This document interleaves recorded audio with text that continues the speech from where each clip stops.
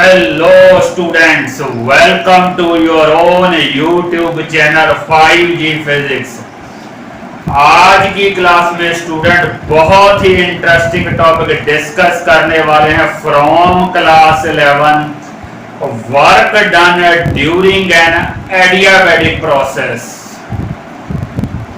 Students, क्या आपको पता है कि एडियाबैटिक प्रोसेस क्या होता है?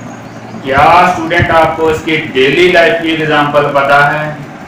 क्या स्टूडेंट आपको पता है कि एडियाबैटिक प्रोसेस में जो वर्क होता है उसका जो एक्सप्रेशन होता है वो कौन कौन से फैक्टर के ऊपर डिपेंड करता है?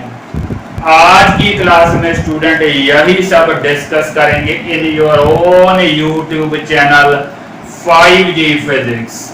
आइए स्टूडेंट शुरू करते हैं आज की class. Before proceeding further student, let me recall you student, adiabatic process student वो प्रोसेस होता है जिसकी ये पहचान होती है delta Q is equal to 0। Adiabatic process में स्टूडेंट जो हीट चेंज होती है वो 0 होती है। स्टूडेंट, हमारा जो सिस्टम होता है स्टूडेंट वो ना ही तो कोई हीट लॉस करता है और ना ही कोई हीट गेन करता है। यही स्टूडेंट मैंने बोर्ड के ऊपर लिखा हुआ है delta Q equal to 0। Student, के आपने कभी सोचा है कि अगर कोई हीट हम दे नहीं रहे सिस्टम को या सिस्टम से कोई हीट हम ऑब्टेन नहीं कर रहे तो वर्क फिर होता कैसे है? How work is done student. तो जरा इस इक्वेशन को स्टूडेंट ध्यान से देखिए। फर्स्ट लॉ ऑफ थर्मोडायनामिक्स की ये हमारे पास इक्वेशन है delta Q equal to delta U, change in internal energy plus change in work done. अभी तो स्टूडेंट हमने कहा है कि जो एडियाबैटिक प्रोसेस होता है उसकी पहचान ही ये है डेल्टा Q इक्वल टू 0। तो यहाँ से स्टूडेंट हमारे पास ये कंक्लूजन निकलने वाला है कि delta W is equal to minus delta U। कहने का मतलब ये है स्टूडेंट कि एडियाबैटिक प्रोसेस में हीट नहीं कोई काम करने वाली। हीट तो स्टूडेंट हम ना सप्लाई करते हैं और ना ही ऑब्टेन करते हैं। यहाँ पे एडियाबैटिक प्रोसेस में स्टूडेंट जो वर्क ऑब्टेन होने वाला है वो at the expense of change in internal energy होने वाला है। स्टूडेंट, आपकी जो इंटरनल एनर्जी चेंज होगी वही सारा वर्क करने वाली है। यही स्टूडेंट्स ये इक्वेशन हमें बताती है delta W equal to minus delta U। जितनी आपकी इंटरनल एनर्जी स्टूडेंट चेंज होगी उतना ही स्टूडेंट जो वर्क डन होगा that will be either done by the system और done on the system. Before proceeding further student, एक मैं और आपको इम्पोर्टेंट चीज बताने वाला हूँ।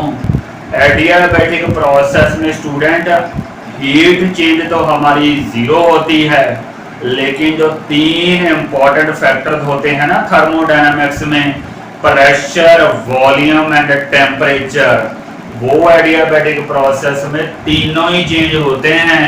प्रेशर भी स्टूडेंट चेंज होता है, वॉल्यूम भी चेंज होता है और टेम्परेचर भी चेंज होता है। इससे पहले कि स्टूडेंट हम अपनी डेरिवेशन स्टार्ट करें work done during adiabatic process, let me recall you student, जो हमारा एडियाबैटिक प्रोसेस होता है उसकी जो बेसिक आइडेंटिटी इक्वेशन होती है वो होती है PV raise to power gamma equal to constant, जो कि मैंने स्टार्टिंग में स्टूडेंट लिखा है PV raise to power gamma is equal to constant. इस गामा को स्टूडेंट एडियाबैटिक इंडेक्स कहते हैं। Adiabatic index of the concerned substance. कौन सी आपकी गैस है, गामा की वैल्यू उसके ऊपर डिपेंड करेगी। अगर थोड़ा सा हम ध्यान दें स्टूडेंट तो यहाँ से हम P की वैल्यू निकाल सकते हैं। वो आएगी student C/V raise to power gamma. ये मैं यूटिलाइज करने वाला हूँ स्टूडेंट इस डेरिवेशन में। एक और इम्पॉर्टेंट पॉइंट है स्टूडेंट, अगर हमारे पास है PV raise to power gamma equal to constant इससे स्टूडेंट हमारे पास दो तरह की क्वेश्चन आ जाएंगी। अगर हम 1 यूज करेंगे P1 V1, जैसे कि मैंने लिखा है P1 V1 raise to power gamma equal to constant. Similarly अगर 2 पुट करेंगे तो आएगा P2 V2 raise to power gamma equal to constant.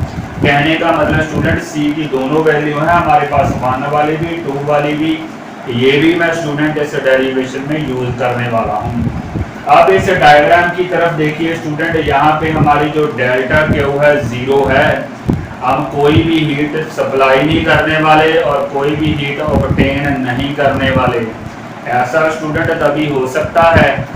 Adiabatic process की ये स्टूडेंट एक मैंडेटरी कंडीशन होती है स्टूडेंट। वेल जो हमारा सिस्टम है वो वेल इंसुलेटेड होना चाहिए, वेल इंसुलेटेड, तभी स्टूडेंट आपका जो डेल्टा क्यू होगा वो 0 हो सकता है। अगर हम डेली लाइफ की बात करें स्टूडेंट, आपके जो व्हीकल्स होते हैं, स्पेशली जो पेट्रोल व्हीकल्स होते हैं जैसे कि बाइक, कार और यू कैन से एक्टिवा, उनके स्टूडेंट जो हमारे इंजन होते हैं पेट्रोल व्हीकल्स में, उनमें एडियाबैटिक प्रोसेस होता है, एडियाबैटिक प्रोसेस। तो अगर स्टूडेंट इसमें देखे हुआ क्या, what actually is happening, delta Q is 0, लेकिन स्टूडेंट यहाँ पे जो हमारा सिस्टम का प्रेशर है वो P है। प्रेशर के कारण हमारा जो स्टूडेंट वॉल्यूम चेंज हो रहा है, this change in volume is dV। Initial volume is V1, final volume is V2। तो change in volume has been represented by dV।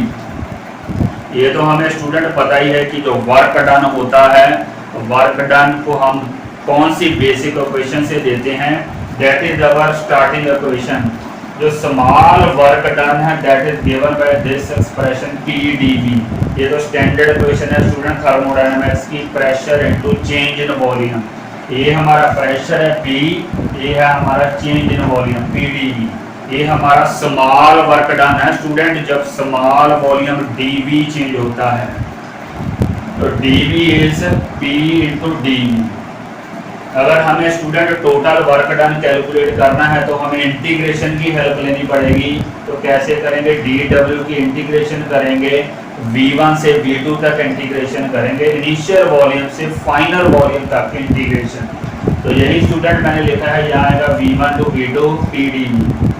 तो यहाँ पे स्टूडेंट मैं P की वैल्यू यही सब्स्टिट्यूट करने वाला हूँ जो स्टार्टिंग में मैंने आपको बताई थी, C over V raise to power gamma.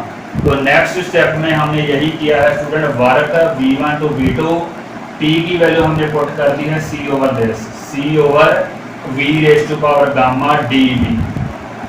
यहाँ पे स्टूडेंट हम थोड़ी सी इंटीग्रेशन यूज करने वाले हैं मैथ्स की। तो C स्टूडेंट कांस्टेंट है तो वो इंटीग्रेशन से बाहर आ जाएगा। ये V1 टू V2, इसको स्टूडेंट ये पावर अब जब ऊपर टर्म को शिफ्ट करेंगे तो हमारी नेगेटिव में पावर आ जाएगी, तो V raise to power minus gamma dV। यहाँ पे अगर इंटीग्रेशन यूज करें, जितनी हमारे स्टूडेंट पावर है उसमें एक प्लस हो जाएगा, एक प्लस होगा, जितनी हमारी न्यू पावर है माइनस गामा प्लस 1, वही हमारे स्टूडेंट नीचे आ जाएगी एज पर इंटीग्रेशन रूल। तो यही मैंने किया है student, minus gamma plus 1 over minus gamma plus 1, यही न्यू पावर हमारी नीचे आ जाती है V1 से V2। तो अगर ध्यान से देखें स्टूडेंट, ये हमारी टर्म है 1 माइनस गामा, इसको मैंने बाहर ले लिया है कॉमन, 1 माइनस गामा। यहाँ पे हम लिमिट्स पुट करेंगे, पहले स्टूडेंट पुट करेंगे V की जगह पुट करेंगे V2। अगर V2 पुट करेंगे यहाँ पर हमारे पास आएगा V2, ये पावर हमारी 1 माइनस गामा है student, 1 minus gamma, positive term को मैंने पहले लिख लिया है, तो मेरे पास आएगा V2 1 माइनस गामा माइनस, फिर स्टूडेंट लिमिट पुट करेंगे V1, तो यहाँ V1 1 माइनस गामा। तो यहाँ तक स्टूडेंट हम पहुँच गए हैं। उसके बाद स्टूडेंट मैंने क्या किया है, नेक्स्ट स्टेप में बाकी सारा कुछ सेम है, 1 ओवर 1 माइनस गामा, ये C को स्टूडेंट मैं ब्रैकेट्स के अंदर ले गया हूँ सिंपलीफिकेशन के लिए। यहाँ भी C से मल्टीप्लाई कर दिया स्टूडेंट, यहाँ भी C से मल्टीप्लाई कर दिया। ये स्टूडेंट 2 वाली टर्म है हमारी, ये 1 वाली टर्म है। 2 वाली में स्टूडेंट ये वैल्यू हम पुट करने वाले हैं, ये वाली C की वैल्यू, और जो हमारी 1 वाली टर्म है उसमें C की वैल्यू ये पुट करेंगे। यही नेक्स्ट स्टेप में मैंने स्टूडेंट किया है, C की वैल्यू पुट कर दी है P2 V2 raise to power gamma, और C की वैल्यू यहाँ पुट की है P1 V1 raise to power gamma. तो दोनों की स्टूडेंट यहाँ पे अगर मल्टीप्लाई करेंगे, ये दोनों टर्म्स की मल्टीप्लाई करेंगे, गामा और गामा कैंसिल हो जाएंगे, हमारे पास बचेगा v2 की पावर 1 आएगी स्टूडेंट 1। तो क्या आएगा नेक्स्ट स्टेप में, ये सेम ही ना स्टूडेंट, यहाँ आएगा p2 v2 minus p1 v1। ये भी स्टूडेंट हमारे एक एडियाबैटिक प्रोसेस में वर्क डन का एक्सप्रेशन है 1/1 minus gamma p2 v2 minus p1 v1। थोड़ा सा स्टूडेंट अगर हम इसको रीसेट करें अगर स्टूडेंट माइनस में कॉमन ले लूँ, इन दोनों टर्म से माइनस कॉमन ले लूँ तो वो माइनस इसको एडजस्ट कर देगा, तो ये मेरे पास बन जाएगा गामा माइनस वन और अंदर हमारे पास स्टूडेंट आ जाएगा p1 v1 minus p2 v2। ऐसा स्टूडेंट इसलिए किया है क्योंकि जो हमारी गामा की वैल्यू होती है वो जनरली ग्रेटर देन 1 होती है, 1.4 1.42 1.38 लाइक दैट ग्रेटर देन 1 होती है। तो that is why student gamma को हम पहले लेके आए हैं।